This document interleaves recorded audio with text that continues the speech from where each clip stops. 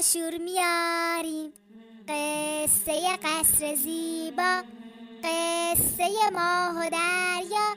آماده اید بچه ها، بریم تو آسمونا، بشیم سوار ابرا. شب شده باز دوباره، اشکا داره میباره، مهدی صاحب زمان در انتظار یاره. قول میدی یارش باشی، اومد کنارش باشی، اومد کنارش باشی. این داستان چرا من شبها بیرون میام؟ سالها پیش در جنگل سبز و بزرگ جغدی کوچک با خانواده‌اش زندگی میکرد. جغدی عاشق ماجراجویی‌های شبانه بود و همیشه با چشمای بزرگ و گردنش که میتونست کامل دور سرش بچرخه اطراف جنگل رو میدید. هر شب جغدی به دنبال دوستان جدید و مکانای هیجان انگیز میگشت، اما یک شب طوفان بزرگی به جنگل اومد و خانه جغدی و خانواده‌اش رو خراب کرد. خانه اونا روی درخت بلند بود، اما حالا دیگه سقفی نداشتن که زیر اون بخوابن. مامان جغدی گفت: جغدی جان، ما باید یک خانه جدید پیدا کنیم، ولی حالا روز است و ما نمیتونیم بیرون بریم. باید صبر کنیم تا شب بشه. جغدی گردنشو چرخوند و اطراف رو نگاه کرد و گفت: باشه مامان، ولی من میتونم شبا با کمک چشمای بزرگ و گوشای تیزم یه جای خوب پیدا کنم. شب که شد، جغدی با پرای نرمش بی صدا پرواز کرد و از درخت پایین اومد و به دنبال یک خونه جدید میگشت. او گوشاشو تیز کرد تا صدای حرکت حیوانات دیگر رو بشنوه و جای امنی پیدا کنه.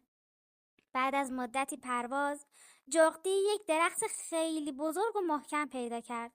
او با خوشحالی به خونه برگشت و به مامان جغدی گفت: مامان، یه درخت بزرگ و قشنگ پیدا کردم، میتونیم اونجا خونمون رو بسازیم.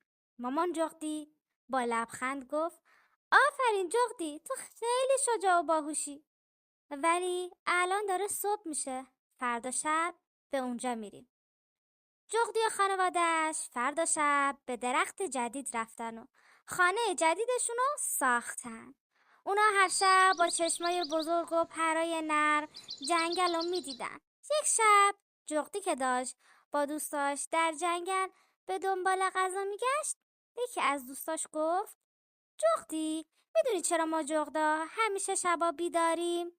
جغدی با کنجکاوی گفت: نه، نمیدونم چرا. دوستش گفت: مامانم گفته که ما در زمانهای خیلی دور روزا در کنار مردم زندگی میکردیم و یک زندگی زیبایی داشتیم.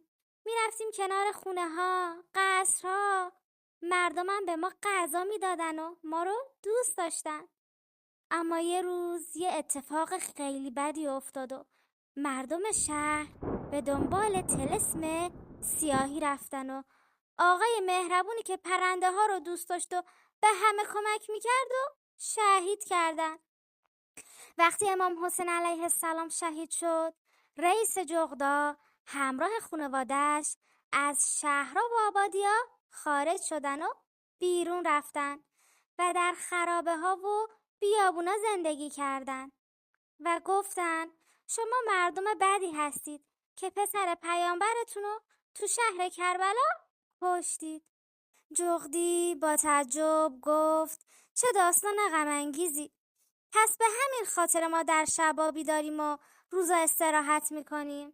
از اون شب به بعد جغدی هر شب با دلی پر از غم ناله سر میداد و قصه کربلا رو برای دوستاش تعریف میکرد و تا صبح منتظر میمون تا امام زمان بیاد و دوباره جغدا بتونن به آدما اعتماد کنن.